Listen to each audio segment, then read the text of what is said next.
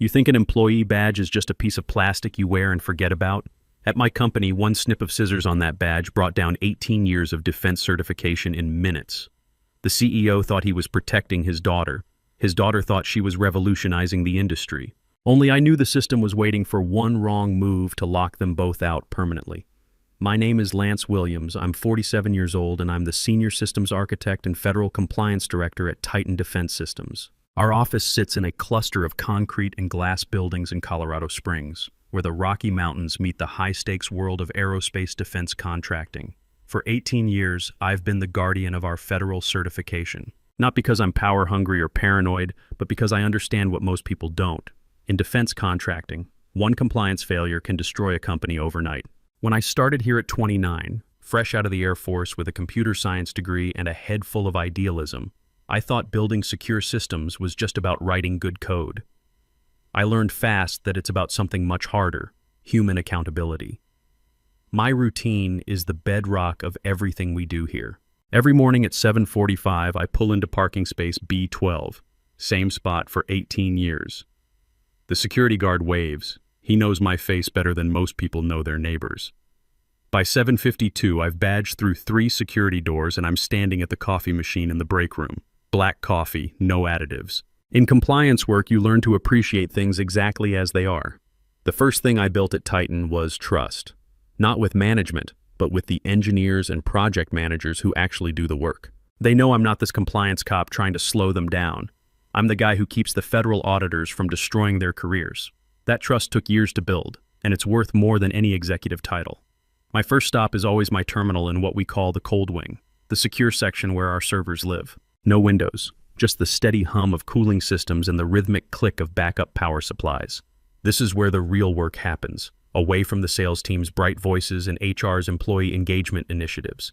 The air smells like ozone and electronics, and the temperature stays at exactly 68 degrees year-round. I designed most of the security architecture in this wing myself.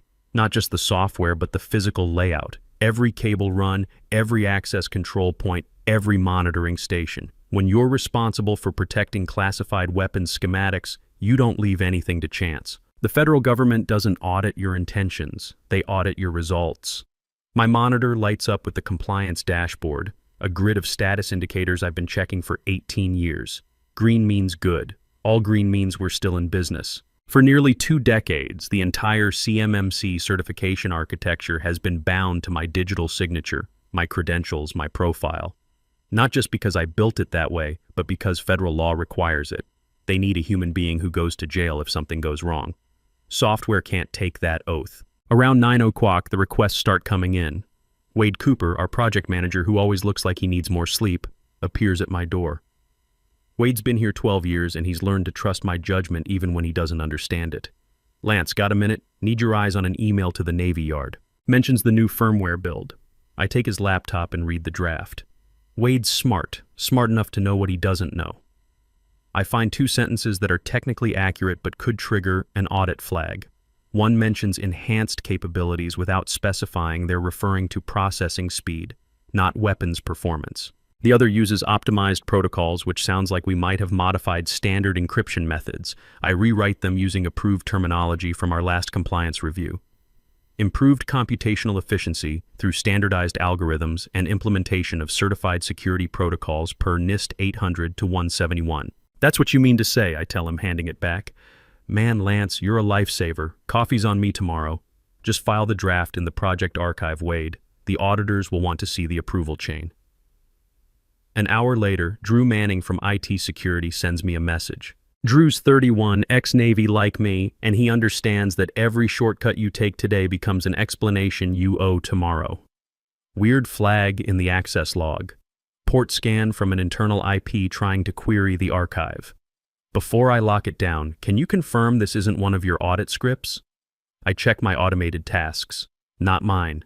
Lock it down, Drew. Send me the incident log when you're done. Copy that. Thanks, Lance. This is my world. Precise actions, verified steps, and respect built on competence. Wade and Drew don't respect me because I'm a director. They respect me because when the auditors come, I'm the one who keeps their careers intact. I've seen good engineers destroyed by compliance failures that weren't even their fault. My job is making sure that never happens to my team. But lately, the air in the building has felt different. There's been talk of a new initiative, digital transformation they're calling it. More consultants using terms like breaking down silos and agile frameworks. These words make my blood run cold. Breaking silos sounds like destroying access controls. Agile sounds like ignoring the protocols that keep us compliant. The change started 6 months ago when Scott Patterson, our CEO, announced his daughter would be joining the company after her successful entrepreneurial venture in California.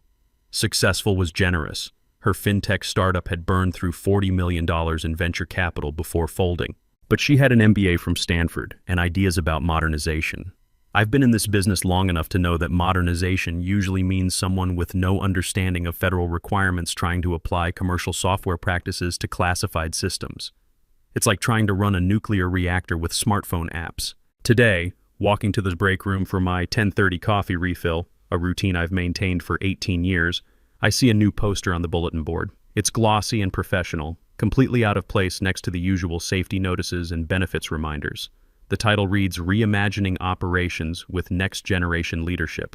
The photo shows our CEO, Scott Patterson, with his usual corporate smile. He's 59, been running Titan for 15 years, and until recently he understood that our business runs on trust with federal auditors, not venture capital metrics. Standing next to him is a younger woman I've never seen before. His daughter, according to the office rumors that have been circulating for weeks. She's wearing an expensive blazer over designer jeans and those shiny sneakers that cost more than most people's monthly car payment. Her hair is styled to look effortlessly messy in that way that probably costs $200 and takes an hour to achieve.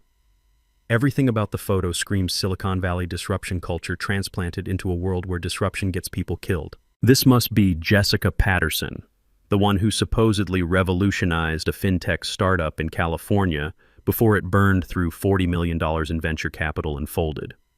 According to LinkedIn, they were building a payment app for college students. They never touched a government contract. They never had to face a DoD audit. Their idea of compliance was probably just a standard PCI certification, something my team does in our sleep.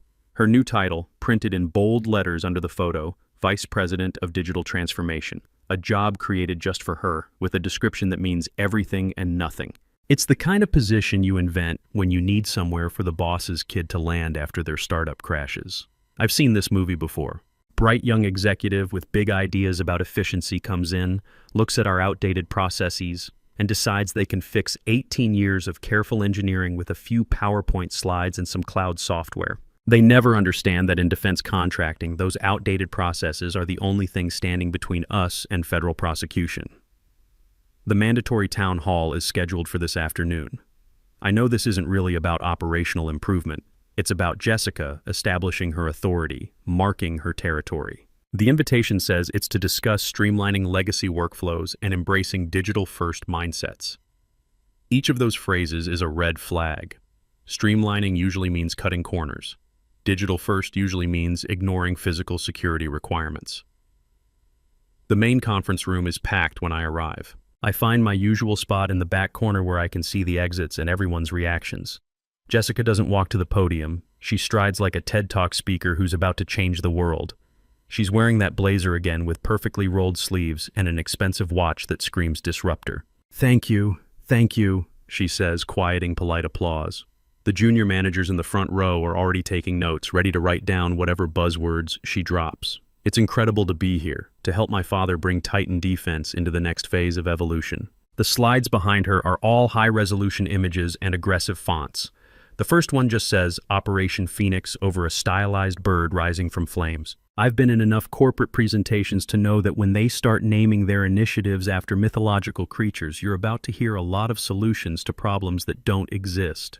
For too long, she continues, pacing like a caged animal, Titan has been doing incredible work with one hand tied behind our back.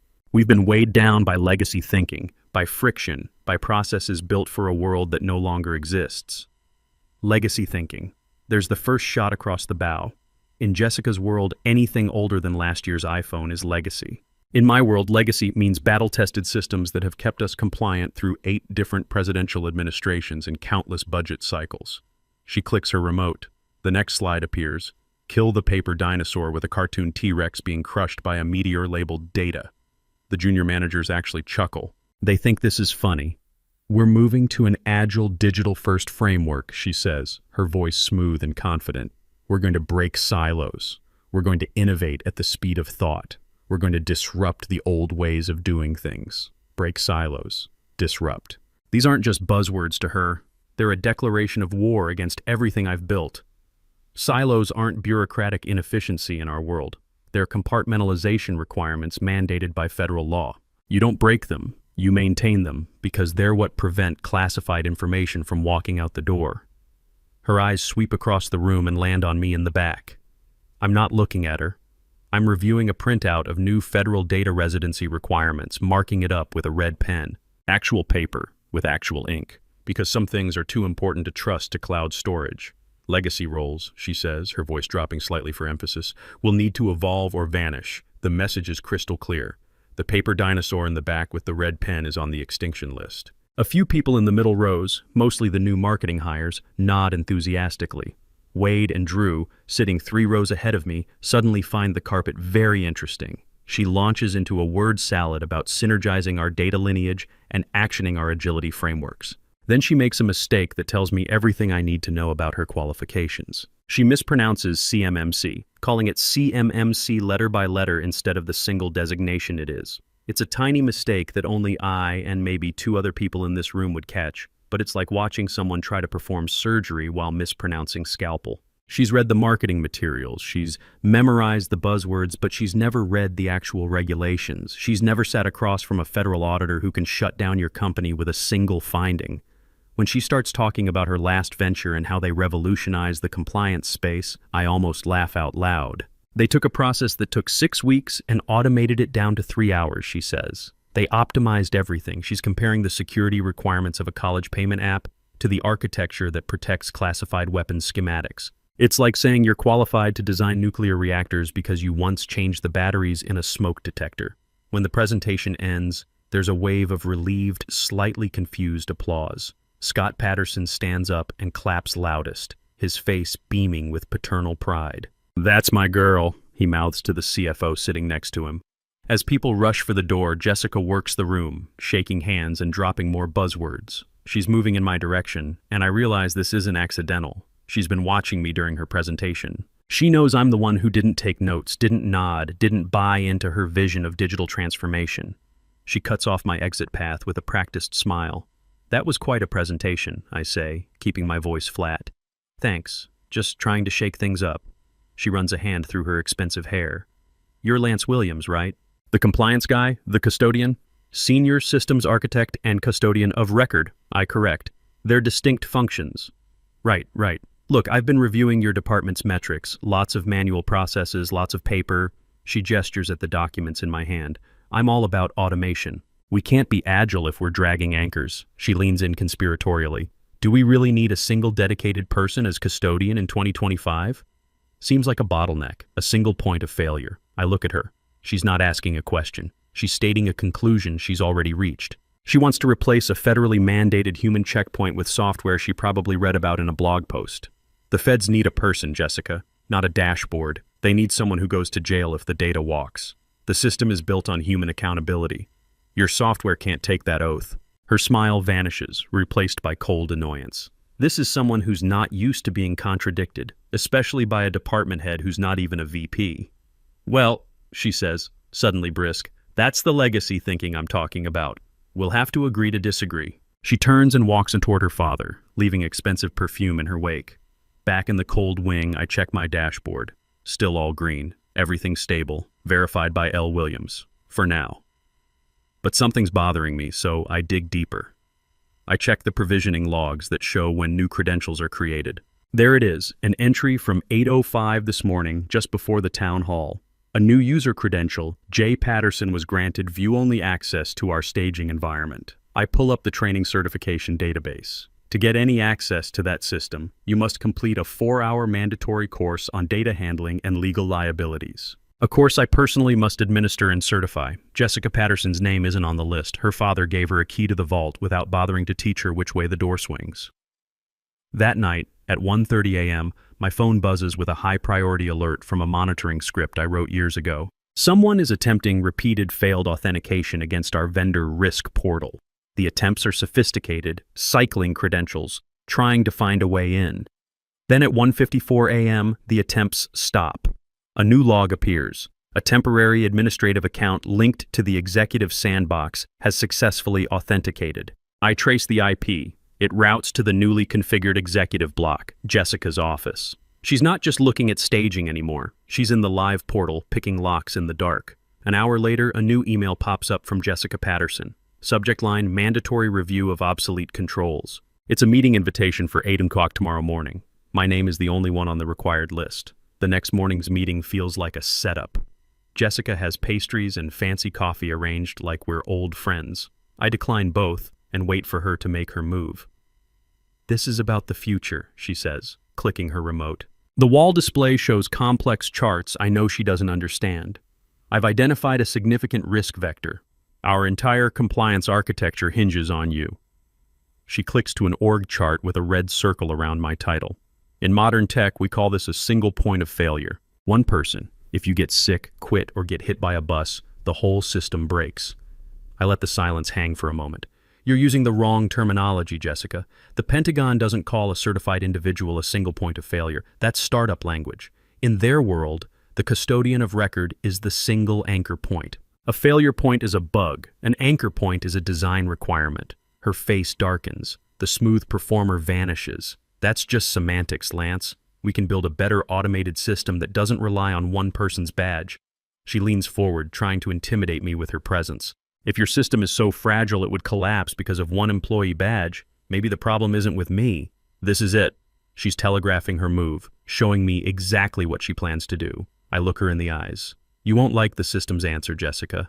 If you try to remove me improperly, the architecture will interpret that as a hostile takeover and execute a security lockdown." She scoffs. "Is that a threat? It's a log entry. Systems respond with data. 2 days later comes the Operational Evolution Summit, mandatory for all operations leads. The email says it's about actionable synergy optimization, which translates to corporate execution theater.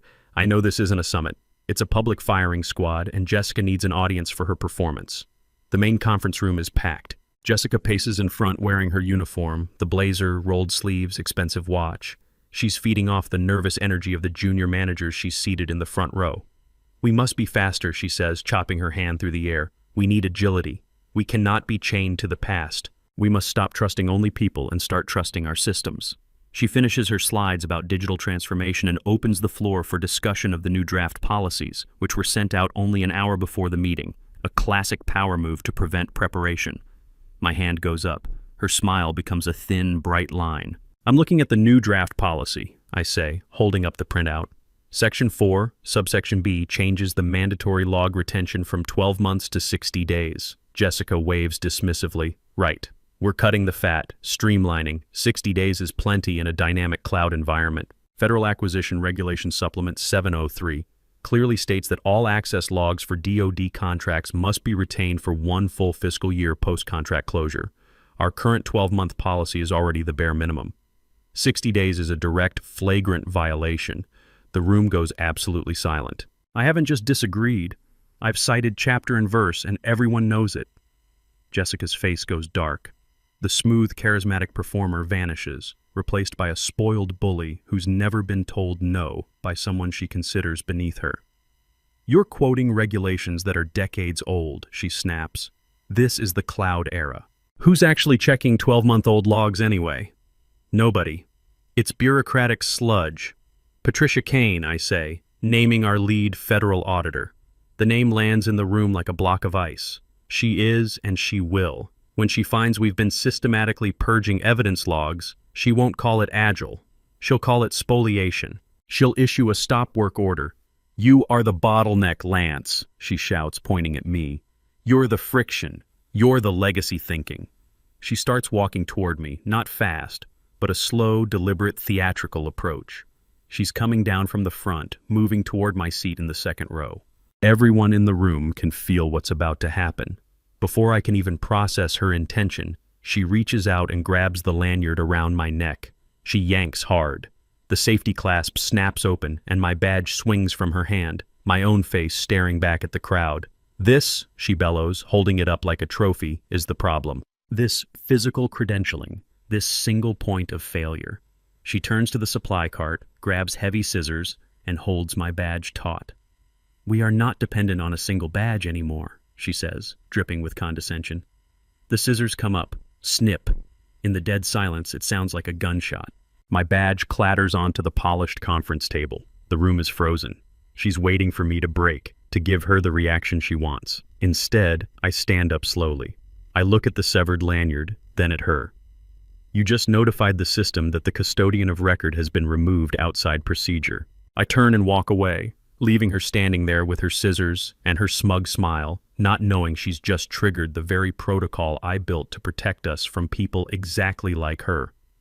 The moment those elevator doors close, I know what I've left behind. A suffocating silence and the creeping feeling that something irreversible has just been set in motion. No one in that room understands what Jessica just did. They think they witnessed a corporate power play. What they actually saw was someone cutting the power cord to an $450 million operation. My phone starts buzzing before I reach my car. By the time I'm sitting in parking space B12 for what might be the last time, it's in full seizure mode. Messages flooding the internal system. "What's happening? The portal is down. Everything's red." One message cuts through from Drew. "Lance, where are you?" The main compliance dashboard just went from green to yellow to orange. Now everything's flashing red. Says custodian unassigned. I've never seen orange before. What does unassigned mean? I don't reply. Replying would mean I'm still part of the conversation, still responsible for fixing their problems. Instead, I open my personal terminal app. Black icon, no name. Something I built for myself years ago. I type a status query. White text scrolls across black. Checking module. Handshake failure reason, code 801.44. Named custodian revoked attempting re-authentication. Failed federated link, severed system lockout initiated. There it is. Named custodian revoked. The system I designed 18 years ago doesn't understand nuance. It doesn't know what scissors are or comprehend corporate politics. It only understands binary logic. The authenticated custodian, the one whose digital signature is baked into every protocol, has been forcibly removed from the chain of command. Protocol Aegis X has executed exactly as designed.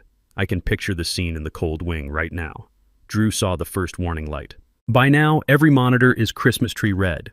Glenn Hayes, our CTO, who hasn't touched a command line in 15 years, is probably sprinting from his executive office, screaming at engineers who are staring at screens in pale confusion. Who did this? Who deleted the role? I want names. Who touched the goddamn architecture? And the engineers, the ones who actually understand how it works, are just staring because nobody deleted anything. Nobody changed the architecture.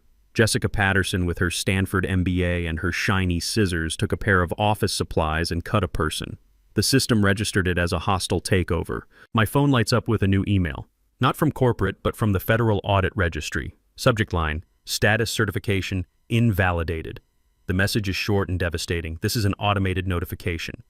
The federated handshake with Titan Defense Systems vendor ID 88A4C was terminated at 10:32 a.m. MST. Reason?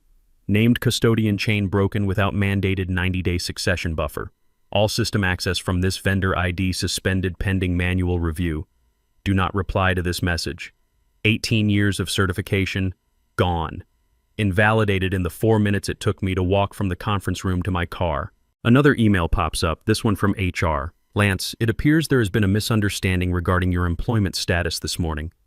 Please return to the building immediately so we can clarify the situation. Clarify the situation. She cut my badge thinking she was cutting a person. She didn't realize she was cutting the power cord to the entire building. I drive to a coffee shop 2 blocks away. Generic place with bad art and good Wi-Fi. I buy a large black coffee and find a corner table. Thanks to a panicked IT admin who CC'd the custodian role instead of checking who actually held it, I'm logged into the emergency federal compliance call as L. Williams, external. The call took 45 minutes to set up while I watched the panic unfold through forwarded emails. Scott Patterson's first message to Patricia Kane had a subject line that reeked of forced calm. Minor system anomaly. Patricia's automated reply was instant and cold. Your certification is invalidated. This is not an anomaly. This is a level 1 breach. Mandatory emergency call in 30 minutes. All statements will be recorded. Now they're all on screen in their Brady Bunch squares. Scott looking like he aged 10 years in an afternoon. Nicole Foster, the general counsel, pale and furious. Glenn, the CTO, looking like he might throw up. And Jessica, sitting next to her father but with an empty chair between them, a physical representation of the chasm that just opened.